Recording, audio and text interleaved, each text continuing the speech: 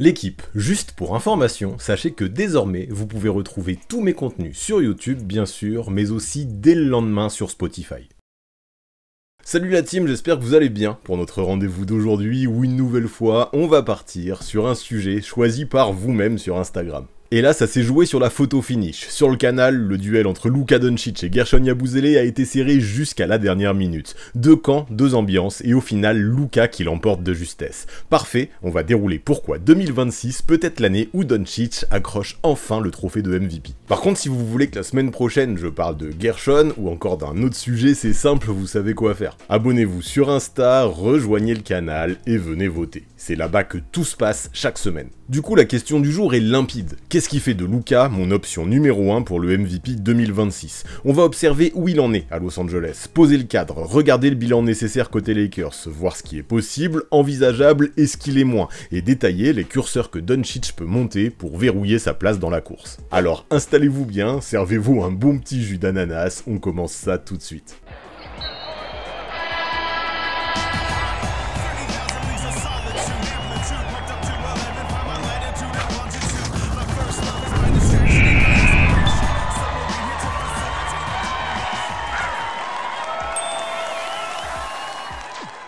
Vous vous souvenez sûrement de ce 2 février 2025, cette nuit où toute la NBA a basculé. Luka Doncic quittait Dallas, son cocon, pour rejoindre les Lakers dans un trade complètement dingue. Un deal qui a surpris tout le monde, lui y compris, et qui a changé immédiatement la carte de la conférence Ouest. L'échange était violent, Luka, Maxi Kleber et Markieff Morris prenaient la direction de Los Angeles. En face, Dallas récupérait Anthony Davis, Max Christie et un premier tour de draft 2029. Le Jazz, troisième équipe impliquée, se contentait de Jalen Hood-Schifino et de 2 seconds tours. Une transaction historique, 2 All-NBA échangés en pleine saison, du jamais vu à ce niveau. Et forcément, à partir de là, tout le monde voulait voir le plus vite possible ce que ça allait donner. Premier match le 10 février contre Utah, avec un Luka qui se cherchait encore un peu, mais une victoire nette 132-113. Avec Doncic sur le parquet, les Lakers terminent la saison régulière sur un 18-10 encourageant. Le rythme ralentit, le jeu se contrôle davantage et les tirs à 3 points explosent. Los Angeles passe même dans le top 3 de la ligue en termes de volume derrière l'arc. Et côté stats individuelles, Luka reste fidèle à ses habitudes. Il fait du Luka. Avant le trade, avec Dallas, plus de 28 points, 8 rebonds et près de 8 passes de moyenne. Après le trade, avec LA, même standard, un peu plus de 28 points, 8 rebonds et 7 passes avec une adresse extérieure qui frôle les 38%. Sur l'ensemble de la saison, 50 matchs joués seulement, mais une ligne de stats encore une fois digne d'un extraterrestre. Le problème c'est qu'en NBA et dans le basket en général, les chiffres ne suffisent pas pour briller, surtout quand ils sont isolés. Au classement, les Lakers finissent à 50 victoires pour 32 défaites, 3ème de l'Ouest, mais en playoff, c'est une sortie directe dès le premier tour face aux Wolves. 1-4 malgré une série de Luka à plus de 30 points de moyenne.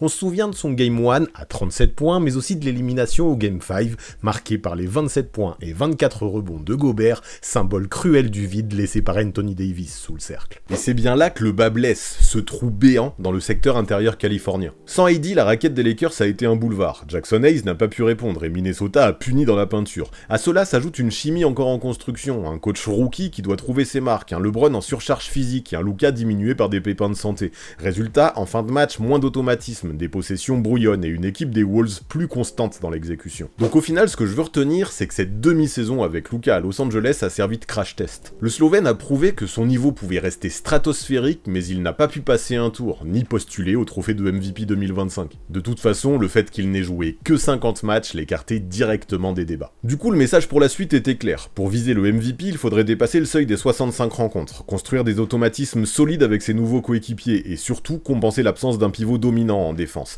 La base était posée et cette première étape, aussi frustrante soit-elle, préparait en réalité le terrain pour 2026. Et ouais, là l'idée aujourd'hui, c'est pas juste de parler de highlight. Je veux vraiment essayer de voir ce qui peut fabriquer une saison de MVP pour Luka. Et justement pour lui, ça va commencer par son corps. Dès le lendemain de l'élimination, il a demandé à lancer l'intersaison. D'abord un vrai bilan complet en mai, analyse, imagerie, test d'appui et de décélération pour construire ensuite un plan sur mesure. Un mois sans basket, 0 pour reposer son corps et réparer ce qui devait l'être avant de remonter en charge. Et quand enfin on l'a revu début juin, ce n'était plus le même homme. Il s'isole en Croatie, gymnase privatisé, matériel acheminé exprès, séances bi-quotidiennes, matin à jeun, après-midi plus long, prépa physique, mobilité, pliométrie, puis basket par palier. Autour de lui, Anche Maček pour la prépa terrain, Javier Barrio son physio et Lucia Elmendros pour la nutrition. Une team Luca organisée comme une écurie de Formule 1. La ligne directrice est simple, apprendre à aller plus vite pour encore mieux freiner ensuite. L'idée était de lui apprendre à gérer ses sprints de façon optimale pour ensuite changer de rythme et perdre encore plus ses défenseurs balle en main. Pour ça, des sprints sanglés à la taille, des sauts et atterrissages contrôlés, des pas chassés avec mini-band, des parcours de haies pour la cadence et la respiration, un travail sur la force fonctionnelle, trap-bar, presse et tirage en circuit court pour intégrer le cardio, pieds filmés au ralenti pour corriger les angles d'appui afin de rester bas, solide et tolérer le contact. Un vrai travail acharné, précis, sérieux, surtout que côté diète aussi c'était plus que carré. Peu de sucre, pas de gluten, jeûne intermittent maîtrisé, protéines réparties intelligemment sur la journée, 2 repas plus un shaker après la séance du matin, hydratation et sommeil ritualisé, sieste courte autorisée les gros jours, et 4 semaines 0 ballon validé par le staff pour prévenir les rechutes de ses blessures. Et visuellement, vous l'avez tous vu, Luca est plus sec, plus net, plus libre. Et lui ne s'en cache pas, il en est très fier et on peut le comprendre. Il a fait un énorme pas en avant sur sa condition physique. Tout mon corps a meilleure allure, disait-il. Les images venues de Croatie montrent des épaules dessiné, une taille affinée. Doncic semblait d'un coup être devenu une toute nouvelle machine, et ça faisait peur à toute la ligue. Parce que derrière cette métamorphose, le sous-texte, l'implicite si vous voulez, est tout aussi important. À Dallas, Nico Harrison avait laissé filtrer des doutes sur la capacité de Luka à rester fit sur la durée. Le Slovène a visiblement pris ses mots comme du carburant. Le message qu'il envoie, c'est « Ok, vous pensez ça de moi, je vais prouver le contraire ». Et Doncic semble actuellement dans les dispositions parfaites pour faire mentir Harrison. Parce que derrière cette transfo, on ne va pas le cacher, il y a un objectif très concret. Construire une base pour dépasser les 65 matchs, respecter le seuil réglementaire et tenir la cadence sans trou d'air, être efficace tard dans les rencontres avec moins d'ISO forcés parce que le réservoir tient mieux, encaisser les voyages, les back-to-back, les défenses qui trappent sans perdre le contrôle du tempo. En clair, préparer une saison pleine avec des perfs au rendez-vous tous les soirs. Là où certains voyaient ça comme un reproche, lui a vu ça comme une rampe de lancement, et l'Eurobasket 2025 a confirmé ce glow-up noir sur blanc. En phase de groupe, Luka termine meilleur marqueur de toute la compétition avec plus de 32 points de moyenne. Il est aussi dans le top des passeurs, proche de 9 offrandes par match, et il figure carrément numéro 1 à l'efficacité globale et aux interceptions.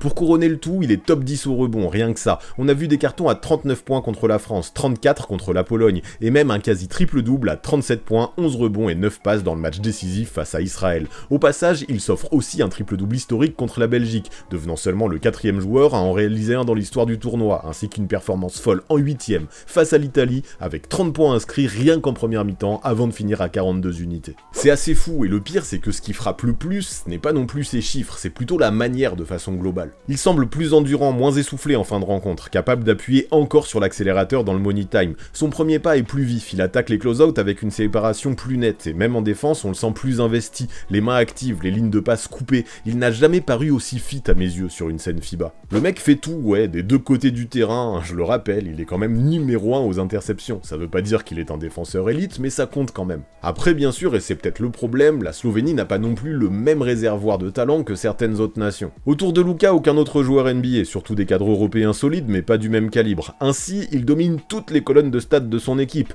points, passes, interceptions, et il est dans les 2 meilleurs au rebond. En clair, il porte cette sélection sur ses épaules, en leader vocal depuis le banc comme sur le terrain. On l'a vu guider ses coéquipiers dans les temps morts, parler dans le vestiaire et assumer son rôle de capitaine sans détour. Cet été n'est pas là pour l'économiser, clairement, et pourtant le Slovène répond présent. D'ailleurs pour moi c'est important, parce que je trouve que c'est justement là que le narratif devient intéressant pour la suite. Parce qu'on ne parle pas juste d'un joueur qui brille individuellement, on parle d'un mec qui a encaissé les critiques, qui a bossé sur son corps et qui est arrivé à l'Euro en montrant concrètement qu'il pouvait garder son intensité soir après soir. C'est la vitrine parfaite pour préparer le récit de son éventuelle saison de MVP en NBA. Quoi qu'il en soit, cette compétition a confirmé une chose, Luka est plus vocal, plus affûté et surtout plus dominant que jamais. Et ça, on ne va pas se mentir, c'est un signal énorme pour la suite en NBA. Parce que ouais, c'est bien beau de dominer l'Euro, mais ce qui nous intéresse à nous, c'est la saison qui va venir avec les Lakers. Et là, je crois qu'on peut le dire, c'est officiel, le décor est déjà planté pour le Slovène. Début août, il signe une extension de 3 ans et 165 millions de dollars avec une player option en 2028. En clair, les Lakers le verrouillent pour toute sa deuxième moitié de vingtaine, et lui s'installe officiellement comme le futur visage de la franchise.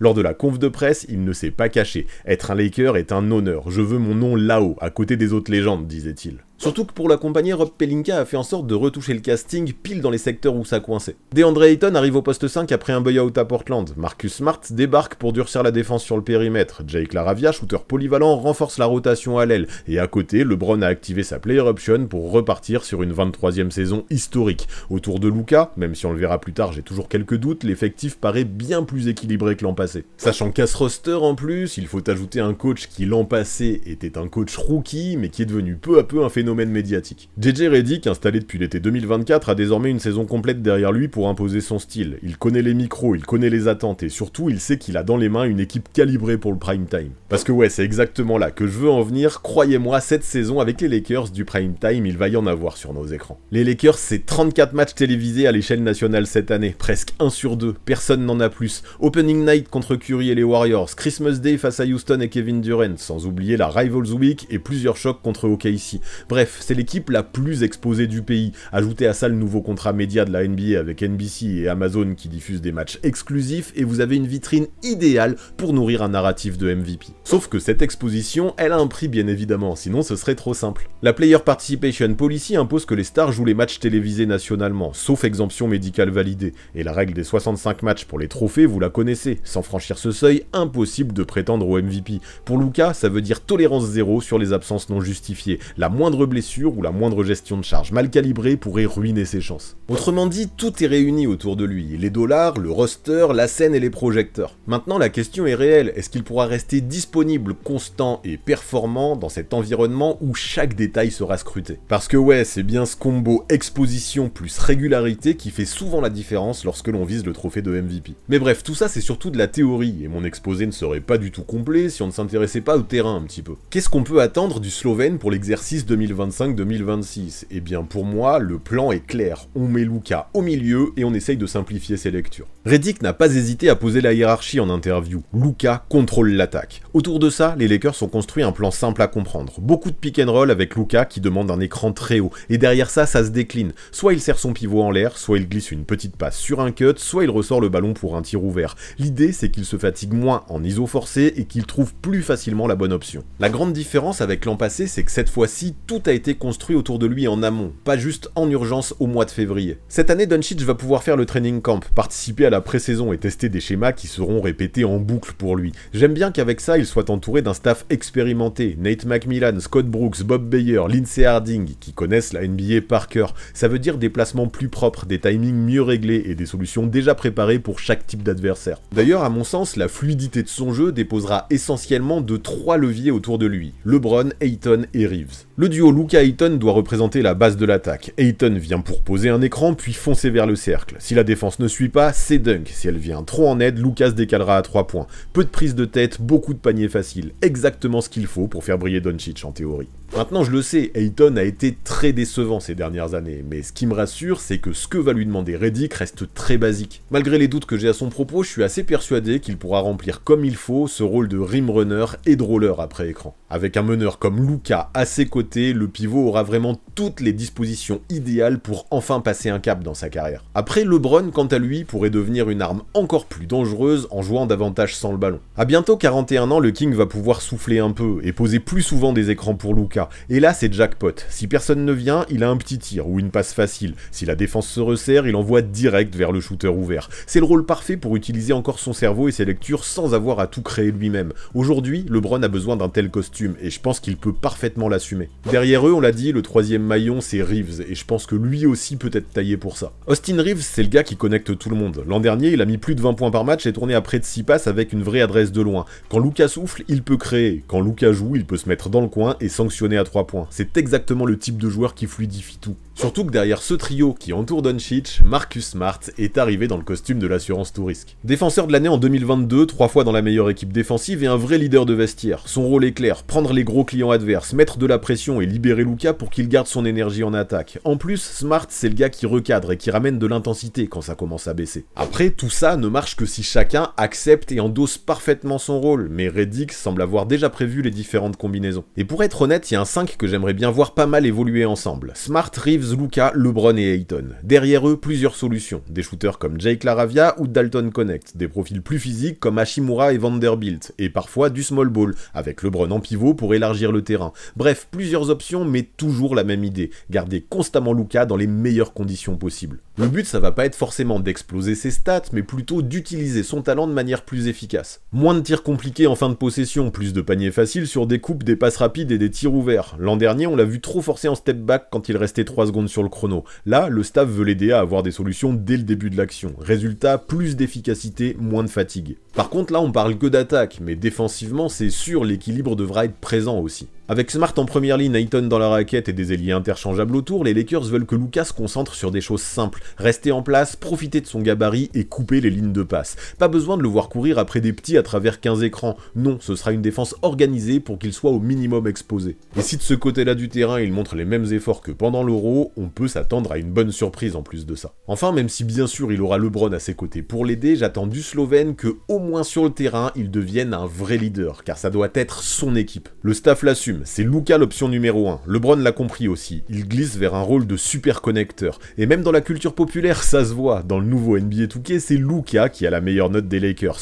Pour la première fois, le King n'a pas la meilleure note de sa team. C'est symbolique, mais ça dit tout. C'est Luka le patron. Du coup là, on a vu les bases, mais après, de façon plus concrète, qu'est-ce que ça peut donner exactement ces Lakers 2025-2026 ? Ma projection, c'est une attaque top tier quand Luka, LeBron et Ayton seront ensemble. Une défense qui grimpe d'un cran grâce à Smart et aux ailes plus disciplinées. Et surtout, des gros rendez-vous télévisés transformés en showcase pour Luka. Ça, c'est exactement ce qui forge un dossier de MVP. Disponibilité, efficacité et des perfs marquantes en prime time. On peut tourner ça comme on veut, si Luka veut le trophée de MVP, c'est ce genre de saison qui peut le lui donner. Et ce qui est assez fou, et c'est pour ça que j'en parle aujourd'hui, c'est que pour la première fois, tout semble aligné pour qu'il y parvienne. Maintenant, soyons clairs, sur la to-do list du MVP, des critères à remplir, Doncic en aura plein. Alors voyons désormais s'il peut justement cocher toutes les cases, une par une. Première barrière, l'éligibilité. La règle des 65 matchs impose au moins 20 minutes jouées pour qu'une rencontre compte, avec 2 petites exceptions possibles entre 15 et 20 minutes. Traduction simple, il faut être là souvent et vraiment jouer. Et à ça, on l'a évoqué plus tôt, il faut ajouter la Player Participation Policy. Les stars doivent être présentes sur les affiches nationales, sauf motif médical validé. Avec 34 matchs de ce type pour les Lakers, la ligue met Luka sous les projecteurs, mais lui tend aussi un piège. 0 marge sur les DNP pour prendre du repos. C'est peut-être la partie la moins sexy, mais souvent c'est bien là que se joue la course. Être disponible quand tout le monde vous regarde. Deuxième filtre, le bilan d'équipe. Historiquement, le MVP vient d'un top 3 de conférence, souvent autour de 55 victoires ou plus. Il y a des exceptions, mais elles sont rares. Pour Luka, ça veut dire transformer son exposition en victoire, capitaliser sur l'opening night face aux Warriors, sur Noël contre Houston et Durant, et sur les chocs réguliers contre les contenders, sans oublier les 4 rendez-vous face aux Mavs qui nourrissent le narratif. Gagner ces soirs-là pèse double, au classement et dans la tête des votants. On peut adorer les highlights, et ça compte, c'est vrai, mais les bulletins, eux, adorent les victoires significatives.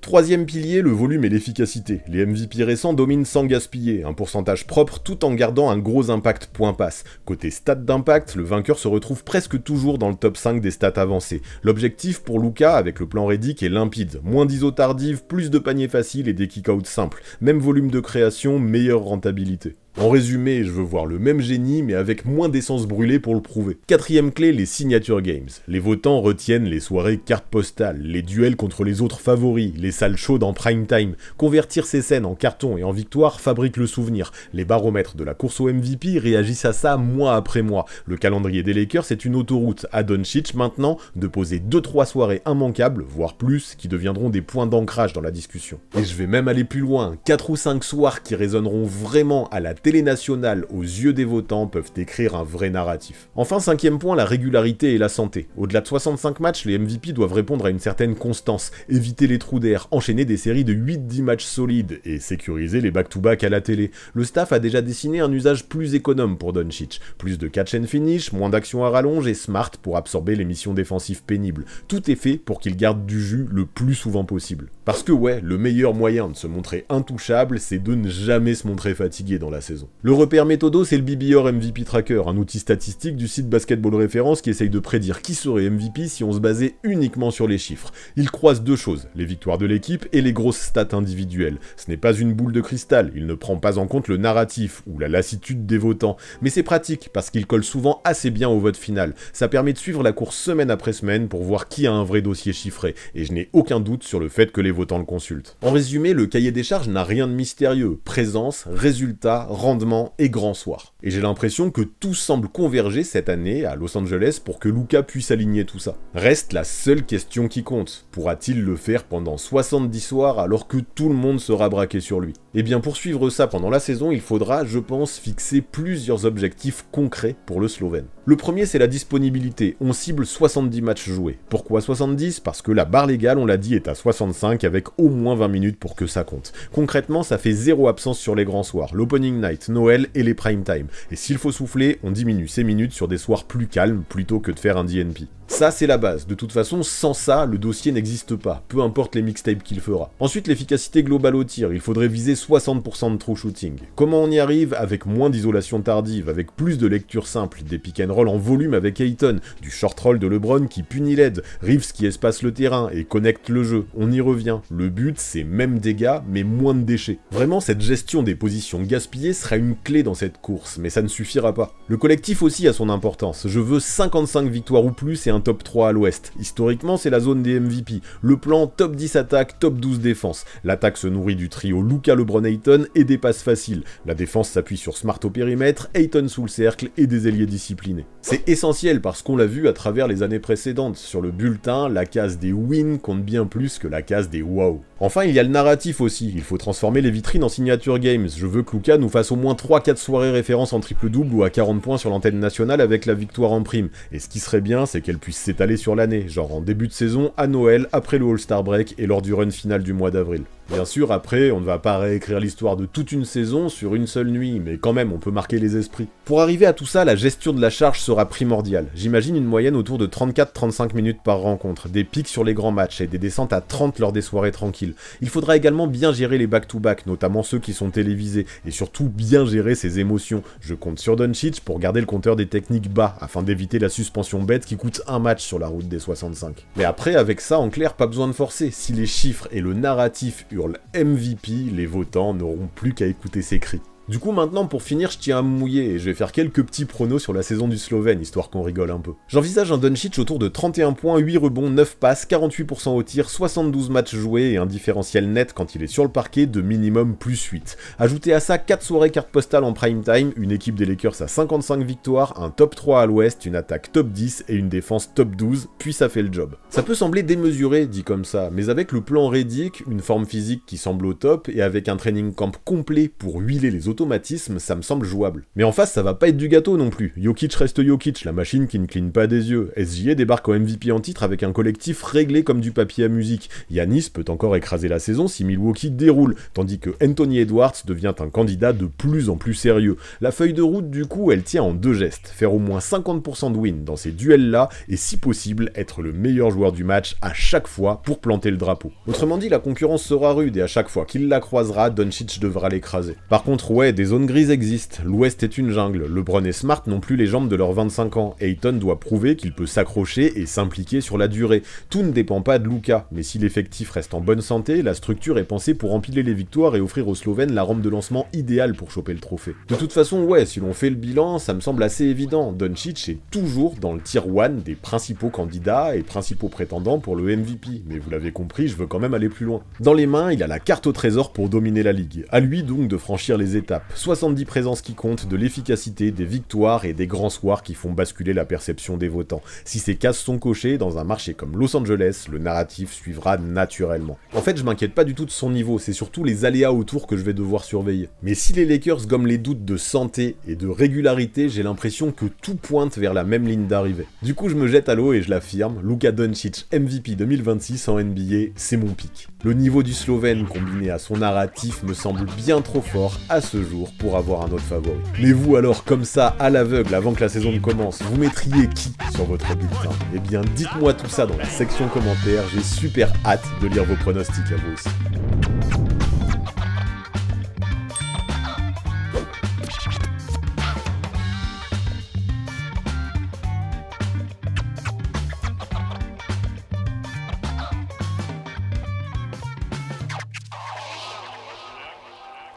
Luka, stary klub,